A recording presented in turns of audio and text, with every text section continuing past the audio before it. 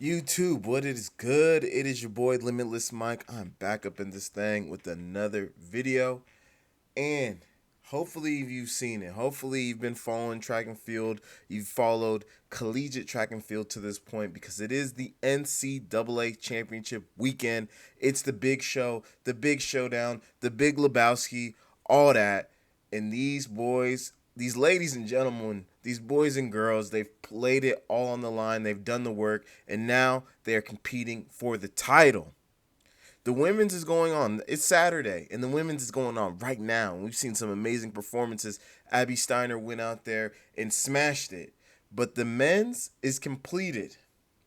And on the men's side, the Florida Gators took the team title in a fashion that I don't think, at least me, I haven't seen this before. And maybe someone else, but they might be the first team to ever pull it off this way. Because the Florida Gators went out there with only a sprint squad. They didn't have no jumpers get on the podium. They didn't have no throwers get on the podium. They didn't have no distance people get on the podium. They went out there with with a 4x1 squad and a 4x4 squad, and the members of those relays ran the individual events, and they went away with the team title.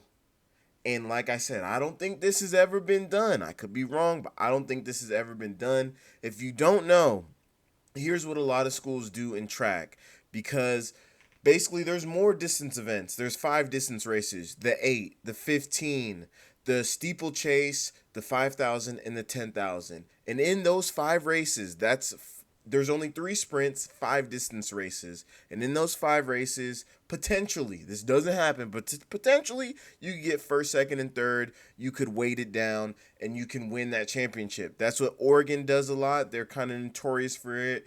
NAU is really good at that. You know, people weight those distances, and then they add the sprints, the jumps, and the throws around it. Florida did the exact opposite of this. They just said, we're going to go out here and we are going to sprint our beeps off. We're going to sprint our asses off, and let's go get this dub. And now, it started off in the 4x1. Now, Florida always has a great 4x1. I got the video right here. They always have a great 4x1, but it was a little different. And I don't know, at least me personally, I didn't know that they was gonna do it like this. They did not get the gold, but I didn't know they were gonna do it like this. Now let's watch this last little leg right here. They're up there. They're in the blue. It's kind of hard to see, but they're in 4th right now. They got Big Boy on the end. Big Joe is in 4th. And he just eats up. And maybe I wasn't paying enough attention to the relays this year, but 2 teams that, especially USC did it without Devontae Barnett, and they got the dub. They had Johnny Blockberger, a 400-meter runner, who doesn't seem to be like a powerful runner. He's more of a finesse, a length 400-meter runner on the end, and they get the dub. So shout out to USC. But Joesph Fahnbulleh closed like I don't know. He sealed the deal. He's a closer, and he got them some points, and they took 8 points in that 4x1. And then he would move on to the men's 100-meter dash. Now, prior to this weekend, if you would have asked me who's going to win the 100-meter dash, I would have said it's the boy Micah or Micaiah Williams. Again, I don't know how to pronounce his name. I need some Micah or Micaiah, tap in with me. Let me know how to pronounce your name so I can get it right. But if you would have asked me, I would have said him.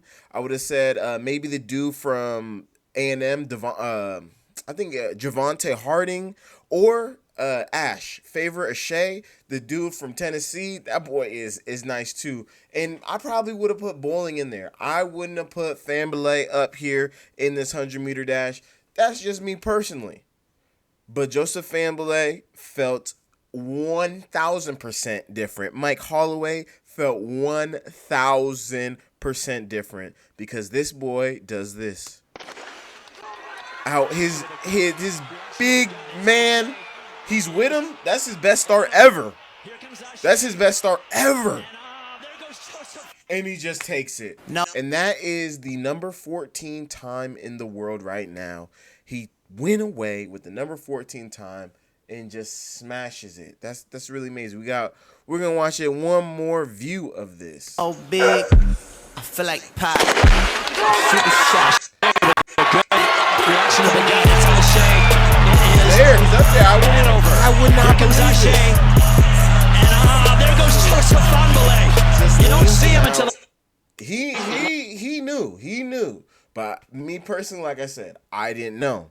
And then they would move on to the 400-meter dash, and they had a dog in it. And this guy, he didn't get first, but he ran, I believe, the 6th fastest time in the world this year. He got beat by Randolph Ross, who I'm pretty sure who was an Olympian, and I'm pretty sure when he went to the Olympics, he got a gold medal on the 4x4. Could be wrong. I don't know, but I know that boy went to the Olympics.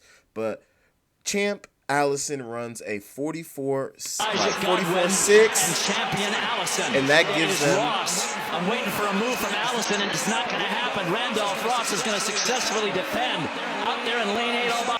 That was like a 44.6 in the 400, and that gave them 8 points right there. Also, shout out to Elijah Godwin because he ran amazing as well.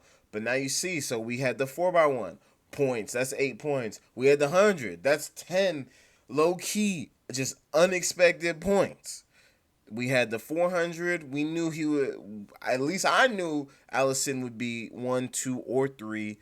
And he was 2 with the 8. And now we're going to keep moving on.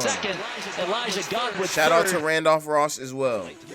And now here we got the 200-meter dash. Let's go just back a little bit. This is the men's 200 up next. And again, Fahnbulleh is 8, but he's up there.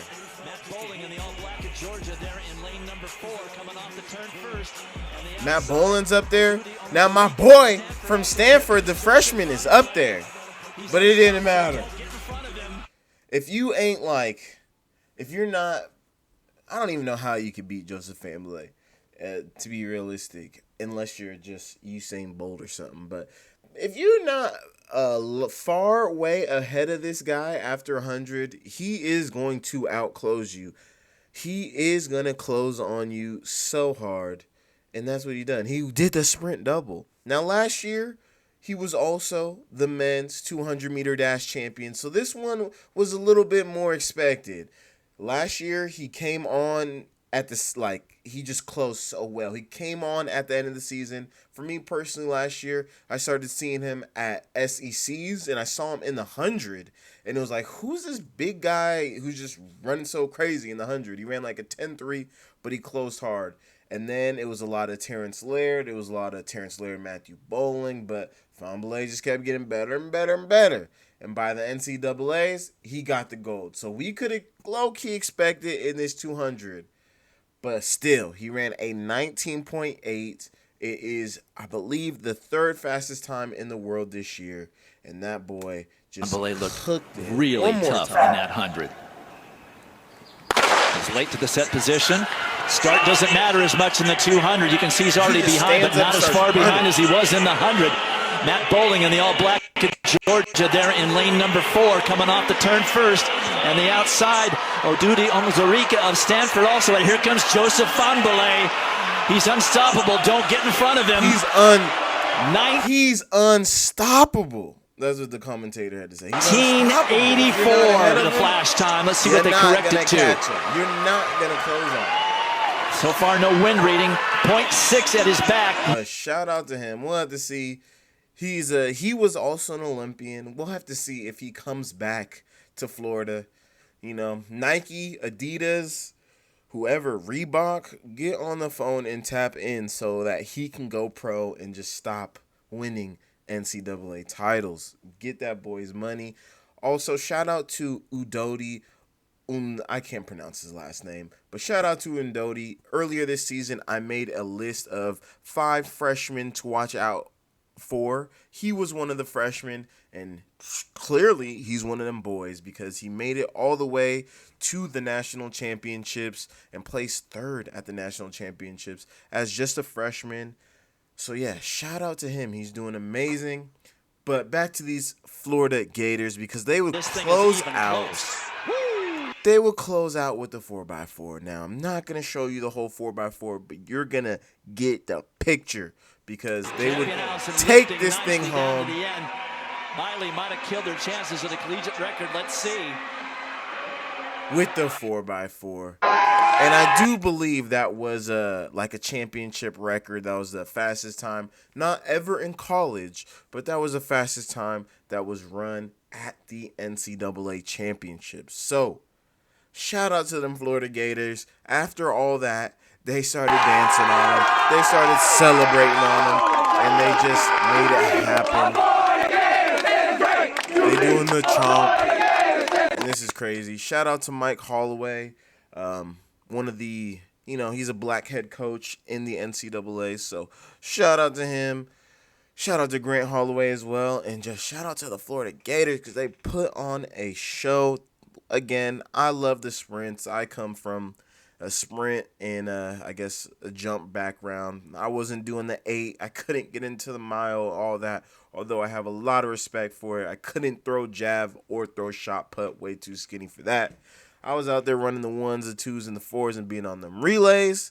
And the Florida Gators just showed that you can get it done. All we got to do is control the sprints and we can walk away with the title. So shout out to the Florida Gators. That's all for this video. Go watch these races over and over. If you're a youngin', be inspired by this because this could be you. You can be walking in Eugene, Oregon at the NCAA championships. You can be happy, hugging your family and your friends. So yeah, blessings to the Florida Gators. Blessings to anyone who sees this video. It's your boy Limitless Mike, and I'm out this thing. Peace.